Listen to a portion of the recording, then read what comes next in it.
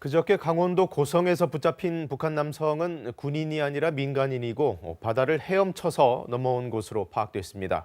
감시 장비가 여러 차례 포착을 했는데도 우리 군은 몰랐던 사실도 확인됐습니다. 국방부 장관이 사과했습니다. 조빈나 기자가 보도합니다. 귀순 의사를 밝힌 북한 남성은 민간인으로 바다를 헤엄쳐 건너왔다는 게 군 조사 결과입니다. 고성 통일전망대 인근 해안까지 헤엄쳐 내려온 뒤 해안 철책선 아래 배수로를 통과해 진입한 걸로 합동참모본부는 추정했습니다. 해안에서 어민들이 착용하는 형태의 잠수복과 오리발이 발견됐고 발자국이 찍혀 있었던 점, 6시간 정도 수영했다는 진술이 근거입니다. 이 남성은 배수로 통과 이후 7번 국도를 따라 5km 정도를 제지 없이 걸어 내려왔습니다. 군이 침입자가 있다는 걸 알아챈 건 새벽 4시 20분.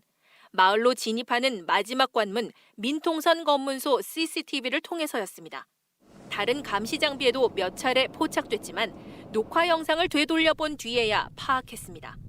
미성 인원이 해안으로 상륙한 이후에 감시 장비에 몇 차례 포착되었지만 해당 부대는 적절한 조치를 하지 않았습니다.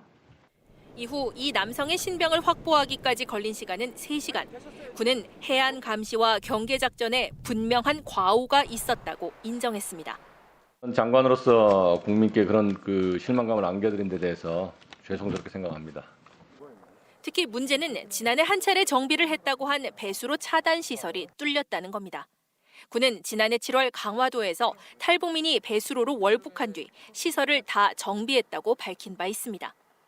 지침을 내렸고 또 다 복구되었다고 보고를 받았습니다. 안타깝게도 유독 오늘 보고드린 그 배수로가 좀 보완이 안 된 것으로 지금 최초 파악을 했습니다. 이 사건이 발생한 부대는 지난해 11월 북한 남성의 철책 귀순과 2012년 10월 북한군 병사가 군 초소문을 두드려 귀순 의사를 밝힌 노크 귀순이 있던 곳입니다. 내륙과 해안까지 100km가 넘는 지역을 맡아 다른 사단에 비해 경계 규모가 넓은 만큼 이에 대한 대책 마련도 필요해 보입니다. KBS 뉴스 조빈나입니다.